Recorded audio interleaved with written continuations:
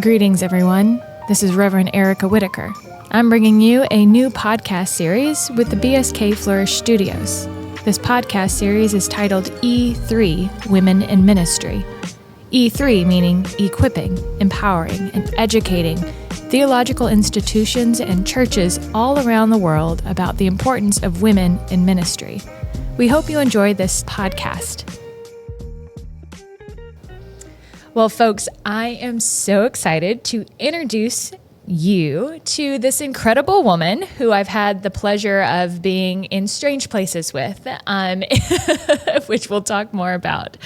But Tammy Snyder, Reverend, I'm pretty sure Reverend Doctor, nope, maybe not, just Reverend Tammy Snyder, is joining us on this podcast about equipping, empowering, and educating the world and our ministry systems of the importance of women and how we can get more women in leadership roles. And I have these wonderful women like Tammy Snyder joining us to give their own lived experience and their own current ministry context of how they are doing that. So Tammy, we are thrilled that you are with us.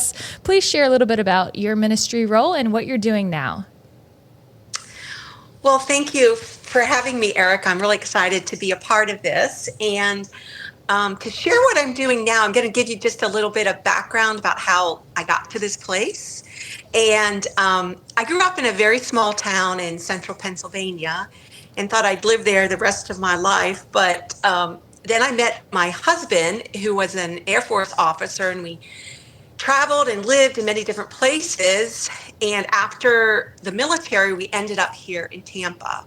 So when we came to Tampa after Tanker, and that's a whole nother story another time, how he got that nickname. After he retired from the Air Force, we were drawn to Tampa because of the church we had been a part of when we were actually active duty military, and we were assigned to MacDill Air Force Base. That church happened to be Bayshore Baptist Church, where I ended up in leadership there for 12 years, just prior to becoming the CBF Cooperative Baptist Fellowship of Florida and the Caribbean Island coordinator. I am one of those people who began ministry in this second part of their lives. The first part was spent supporting families and being a volunteer as a military spouse in the Air Force. So I went to Fuller through their hybrid program and graduated in 2016. But what really served me well as a military spouse was that I learned a few important things that I'm using a lot in ministry. First of all, the first thing was when you move so many times, 15 times in 25 years, you need to be able to create community quickly.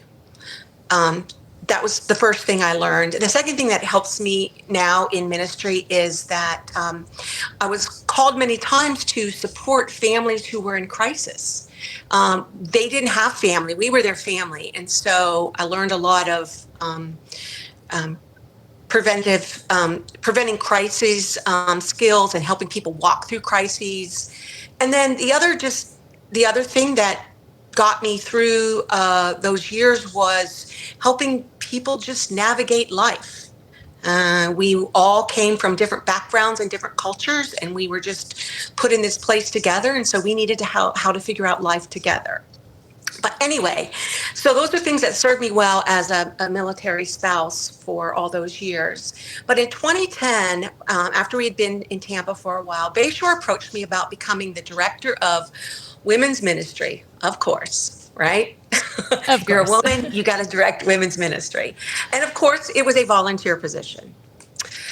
So I did that for a few years. And then that's when I was feeling nudged to, actually pursue ministry as a vocation. And after all, it was my turn now because we weren't moving from place to place. And in this season of my life right now, it's really a beautiful thing because I supported my husband for all those years as he served in the military. We moved every so often. Now he is 100% supporting me, and it's a beautiful thing. So anyway, at Bayshore, I first became the minister to adults and then the associate pastor. And while I was at Bayshore Baptist Church, I found CBF. I grew up as a ELCA Lutheran. And so my family is still learning all the interesting Baptist distinctives, and they ask me questions all the time. But when I was at Bayshore, I became involved in the Cooperative Baptist Fellowship of Florida, the Caribbean Islands. I served on the Representative Assembly. I was then the moderator of that assembly. And I also led the leadership of CBF Florida and the Caribbean Islands through a year-long discernment process, knowing that Ray Johnson was about to retire. We had to figure out what CBF Florida and the Caribbean Islands was going to look like in this new season with a different coordinator. So at the same time this was happening, our lead pastor at Bayshore left. And so I thought for a bit that maybe God was calling me to be the first female pastor at Bayshore. And I think what I secretly wanted was to have my picture hanging on the wall of fame and being the first woman on that wall of fame. But anyway, and I was slowly, thinking about what this might look like, and could I do this, and did I want to do this? But then during that time, Ray Johnson actually did put his retirement notice together, and the job that I'm in now was announced. And I didn't apply just because I was thinking, well, I think I'm just going to stay here at Bayshore and see if this works for me leading this church. But then I got a call from someone on the search committee and asked me to apply to the job. And 100%, I have my dream job, and I absolutely love what I do. And so I'll now share what I do as the coordinator for CBF Florida and the Caribbean Islands. Please do. So my job as the coordinator is to be a bridge that connects our churches not only with one another, but with CBF Global. So in this role, I see myself as a collaborator, an encourager, and even a bridge builder. I am also known as one of 16 SROs. CBF Global has 16 state and regional organizations, and some of us have one state, other of us have regions. There's a Mid-Atlantic region, there's a Northeast region, but then there's states like North Carolina and South Carolina who have a lot of Baptist churches, Virginia, and so on. My favorite community is this community of state and regional organizations, because we're able to learn from one another and share ideas that work and things that don't work. And so we get together twice a year to do just that. So again, what I do is I tend to and I care for our churches, our partners, like, for example, Baptist Seminary of Kentucky, our nonprofit organizations, and people in my region, which happens to be the state of Florida and the Caribbean, which includes the Bahamas, Puerto Rico, and then the Spanish-speaking countries of Cuba and the Dominican Republic. As I said, let's see, sorry here, You're fine. So the first thing that I do as an encourager or a collaborator is my first priority is to help our churches become the healthiest churches they can be. I help our churches decide and dream and realize what God wants them to do and what God wants them to become. That's my first priority.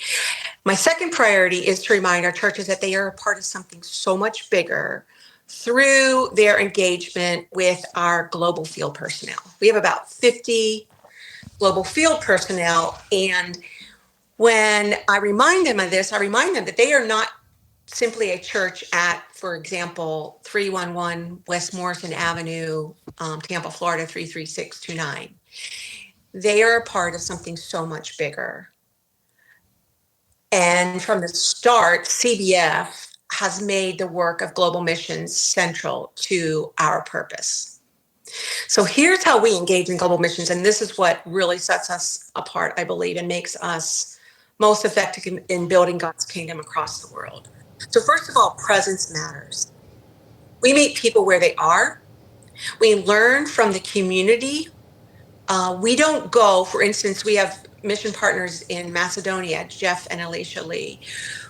We don't go only to Macedonia to save souls. We are in Macedonia to join with the Macedonian people in renewing the world.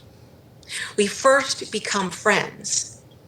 After we become friends, we then create beloved community.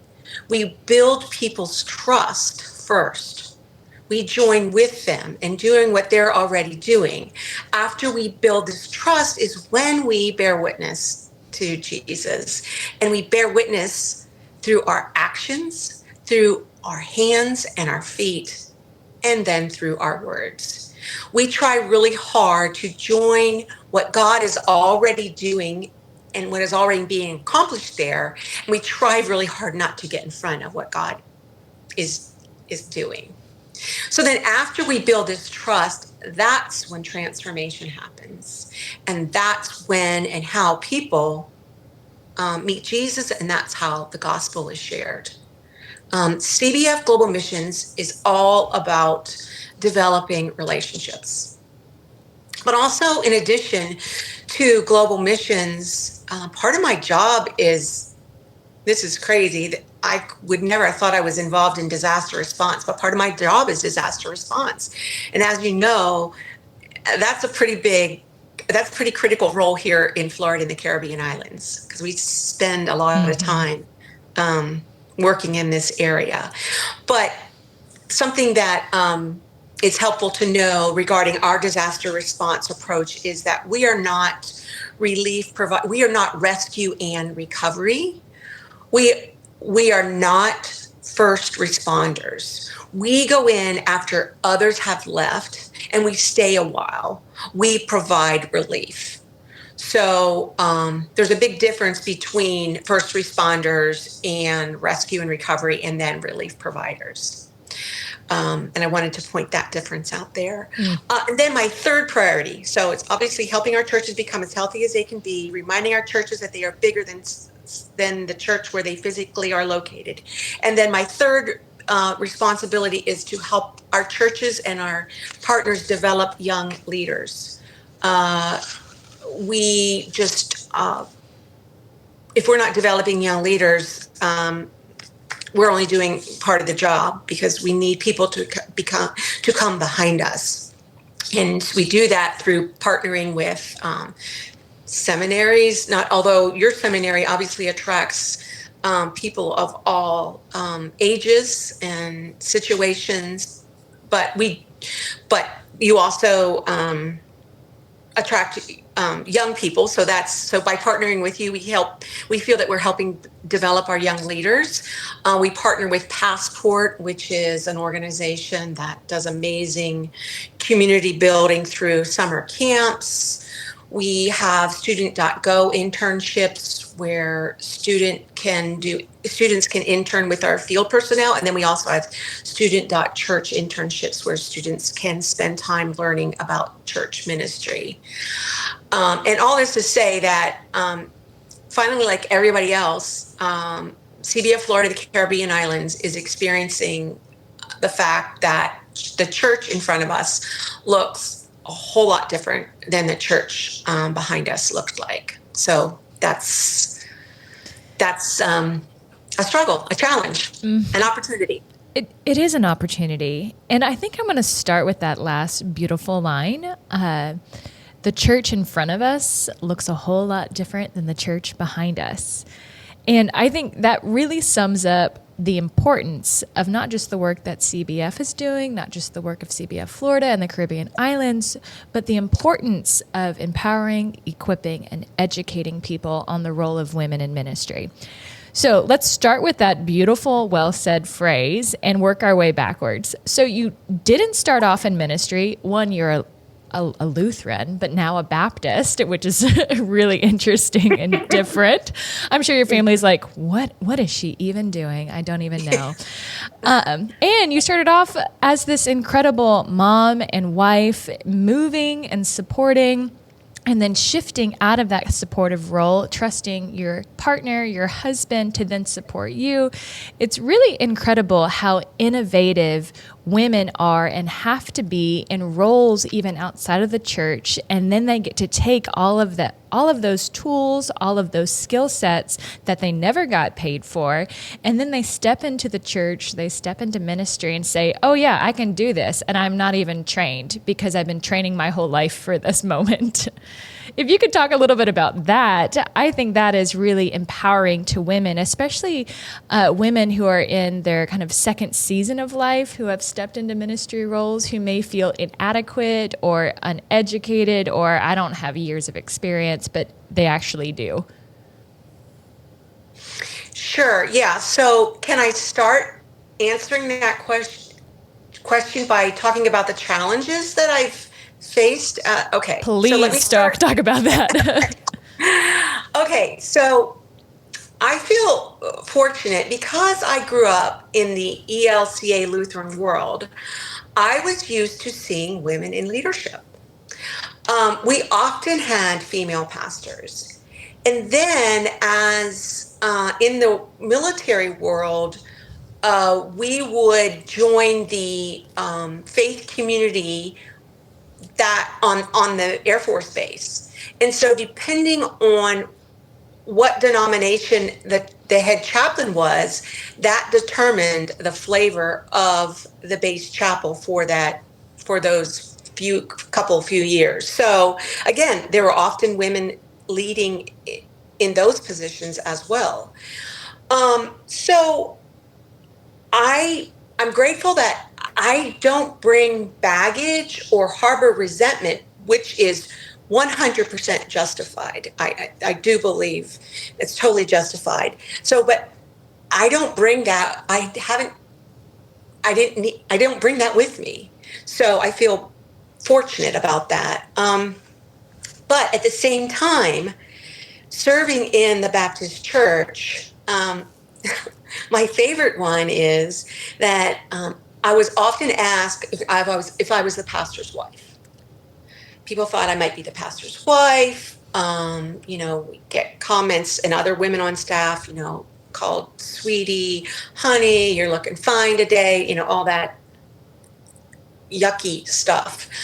And then another example I can remember is that to create a team-like environment, the whole staff on the church got name tags that had our name on it, but underneath our name, we simply put the word staff so that everybody would know that we're staff, and we didn't want to distinguish between lead pastor, associate pastor, youth pastor, which created, interestingly, a lot of problems when guests came into our building.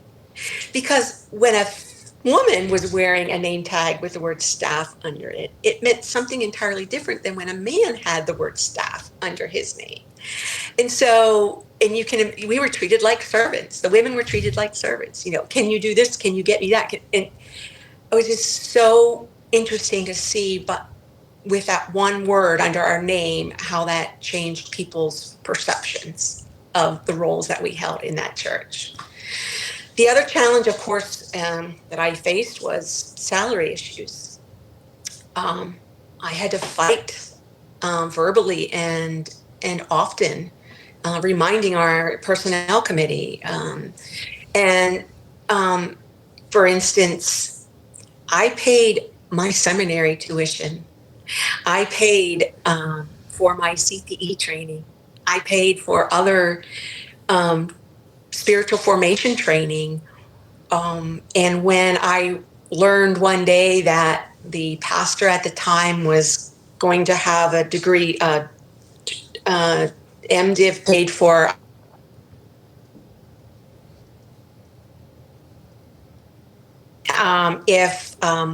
was that money available for all staff members? And I was told that it was only available for the senior pastor. So, I'm yeah, sighing with you. yeah.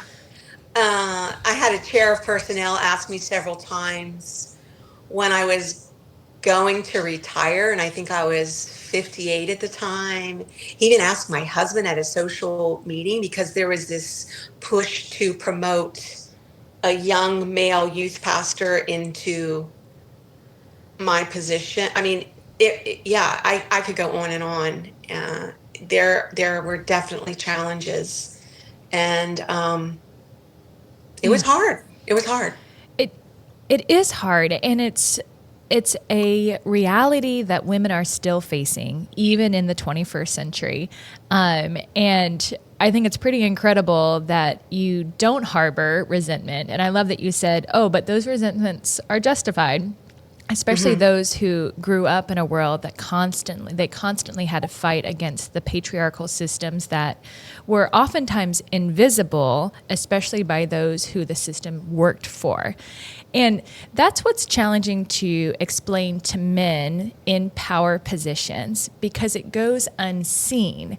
And then it makes us feel a little crazy as women when we're like, do you not see how you were trying to be helpful with the staff on the badge, but actually it backfired? Hmm. Or do you not realize that you're not just underpaying me, but you're getting all the benefits of the system, particularly around education, especially when the church expects their ministers to be educated and yet won't support them financially to do that?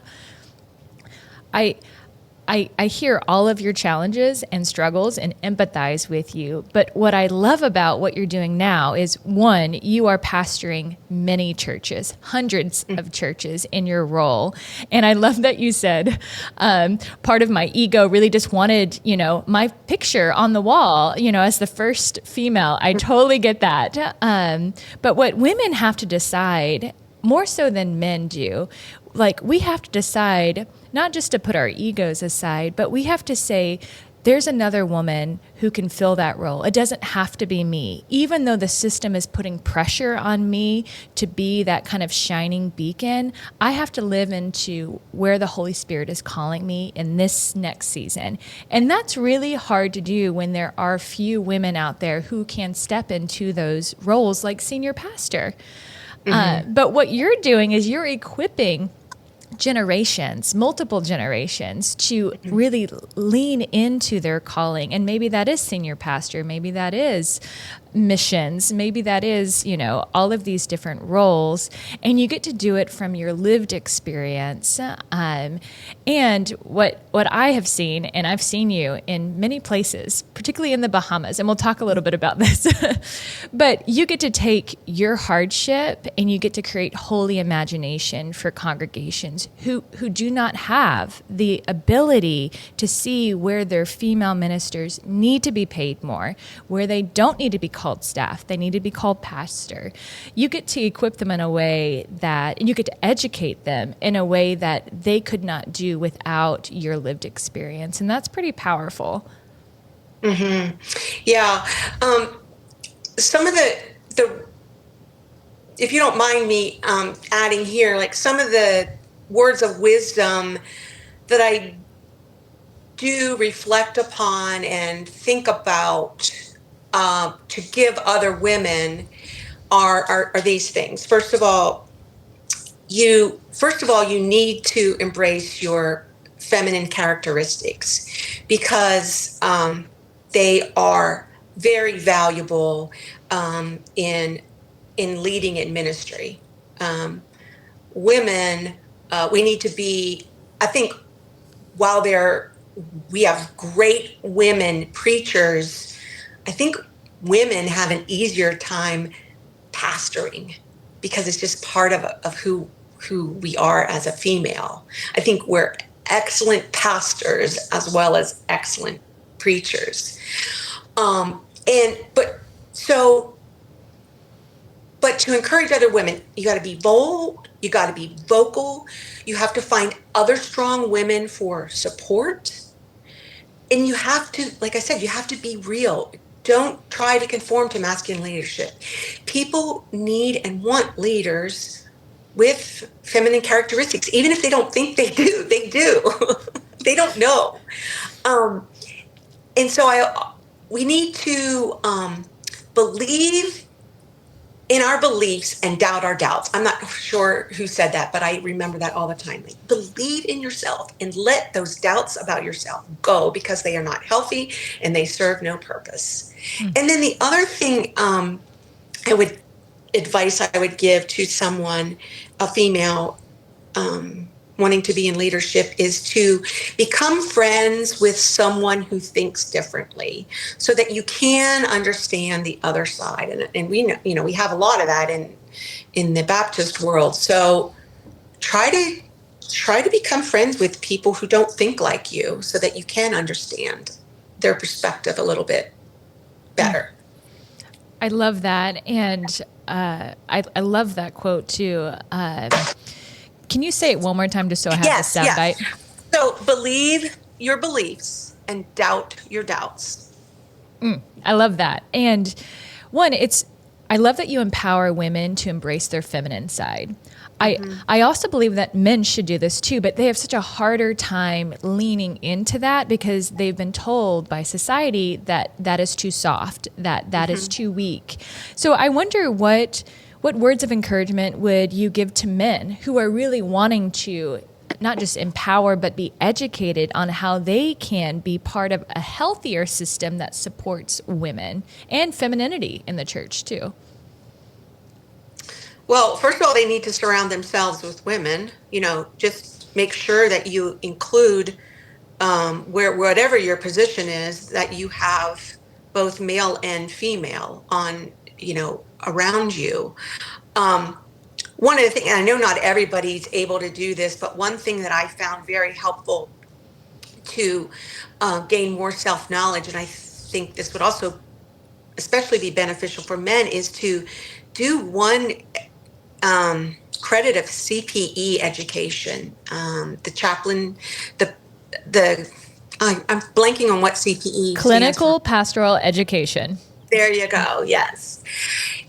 Do just one unit of that, and you can learn so much about yourself through those 400 hours than you ever want to know about yourself. I think so that leads me to men becoming more aware of their self-knowledge and understanding who they are and why they are the way they are. Just the same for women. So self-knowledge, surrounding yourself with other women, a unit of CPE, and start there.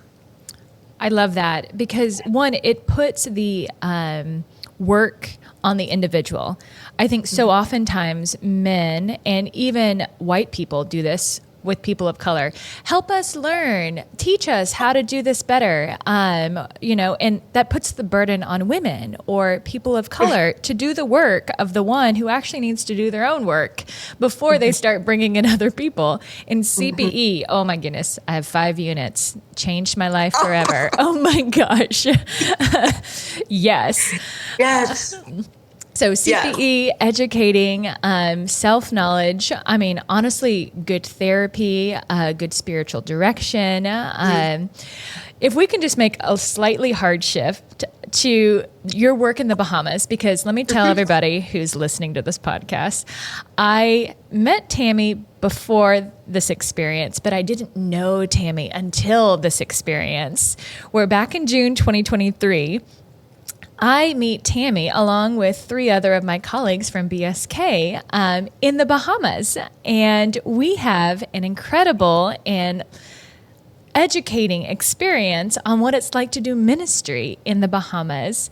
So can you, one, share a little bit about the work that CBF Florida has been doing in the Bahamas and the partnerships that we're making? And then we'll have a little dialogue about our experience, particularly as women, as white women in Bohemian black space, which is different than U.S. black space. Yeah, so tell us a little bit about the partnership. Why are we there? What's going on? Right. Well, Ray Johnson did a lot of work ahead of me, solidifying relationships with Bohemian churches.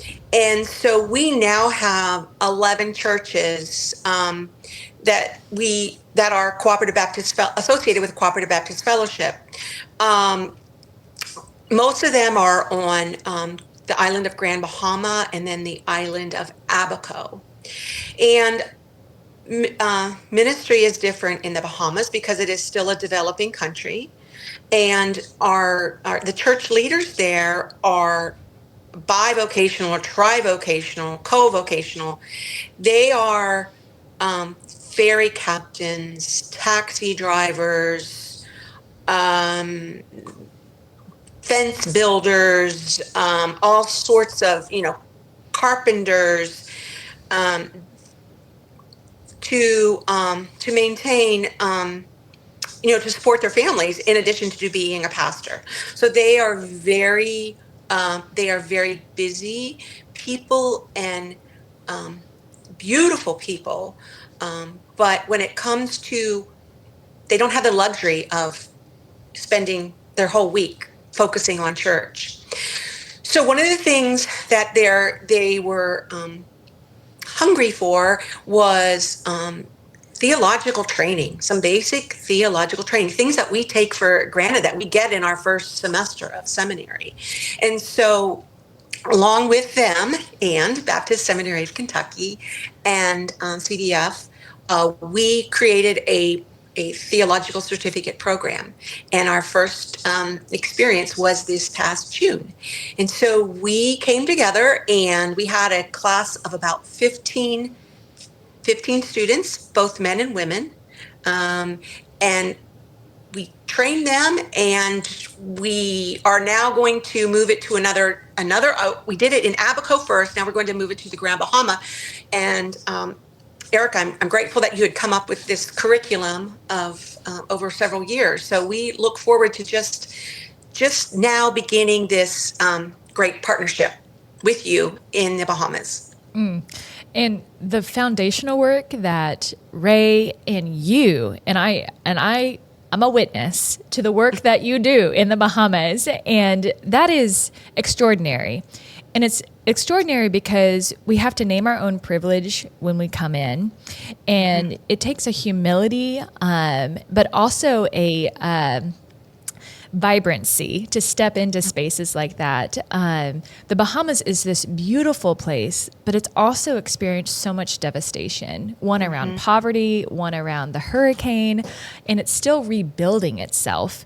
And we have these churches, these local island ministries that are hungry for something more, something that, as you said, we kind of take advantage of, education, or the fact that pastors aren't normally bivocational. They're not taxi drivers. They're not ferry drivers, which I've sat on a boat with Tammy, ferried across. And Tammy and I are very pale skin. I'm freckly. Tammy's blonde, lovely woman, but we stick out like none other, particularly on a ferry full of these beautiful bohemian people. We're just like, we know what we look like, and we're doing our best with what we have. I was thinking the whole time, I was like, Tammy and I, we kind of look like plantation owner wives or something like that. I'm like, oh, this is hard to translate for people.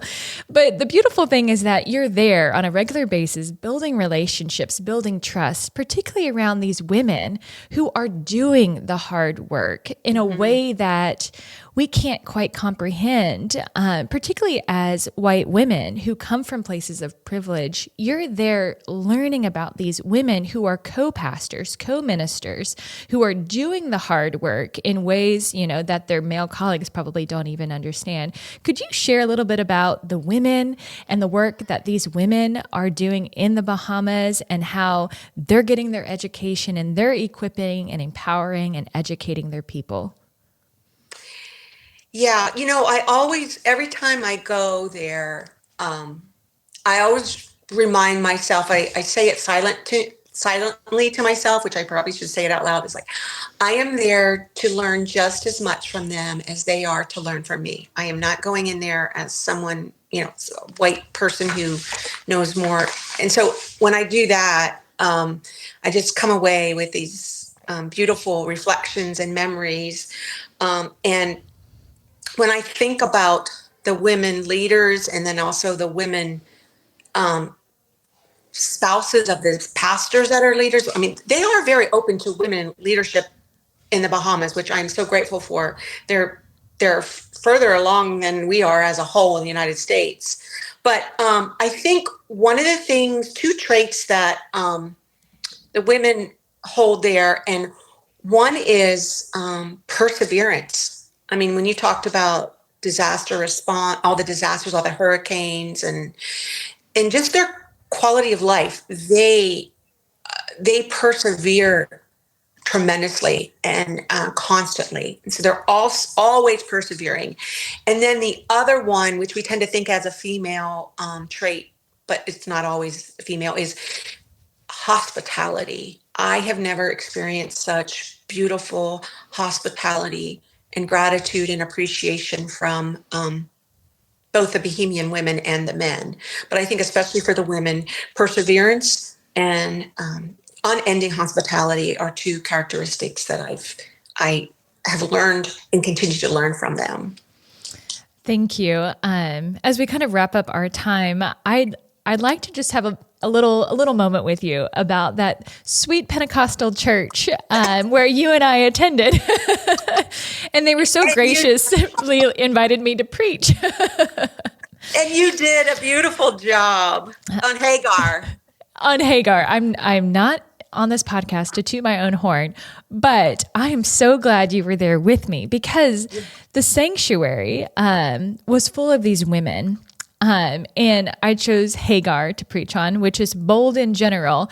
And that beautiful, tall pastor's wife, who sang and led. Oh my goodness. Yes. And seeing to some degree what it's like every Sunday or every week there for this community of faith, and seeing the children there. And I do wonder, and maybe we can imagine together, and maybe you can share a little bit from your experience, what it is like for those women to see someone like you, a woman who's stepping in to lead, to guide, to learn in a way that they may not be exposed to, and the importance of that. Oh, I never thought about that actually, Erica. I just always, but that's a beautiful thing to think about, not just for them, but for me as well. I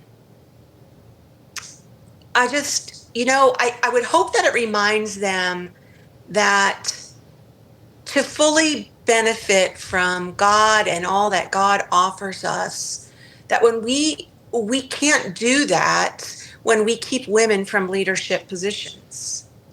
God is glorified in the presence of both men and women.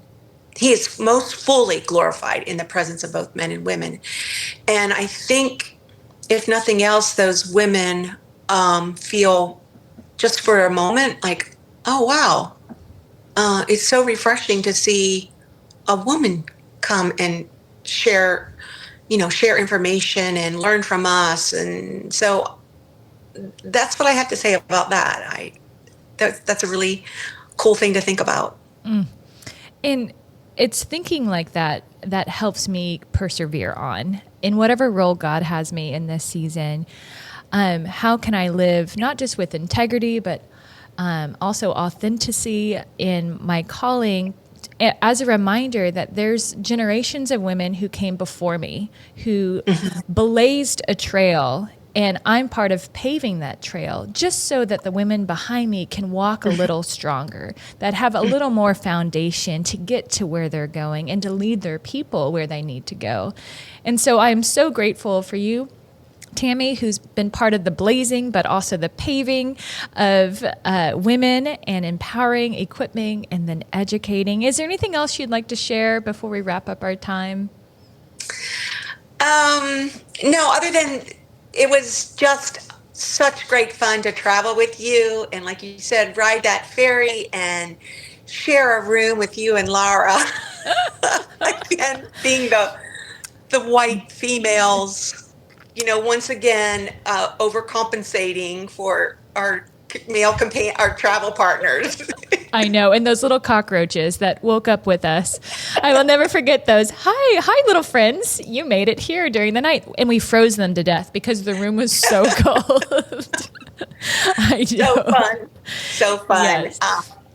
Yeah. So I just, we just have to remember as women that, our sex and our gender, they're a gift to us from God. So we are who we are because God created us this way, and I need to receive who I am as a gift from God.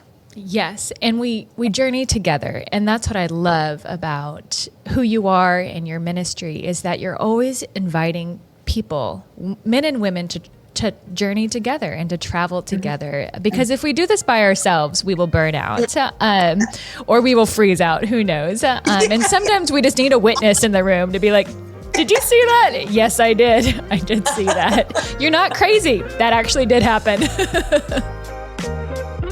If you've enjoyed this podcast, I hope you will take a moment to make a contribution so that we can continue to make excellent content like this podcast and so many others that we have planned. You can do so by going to bsk.edu and click on the Give button. Thank you so much for your support.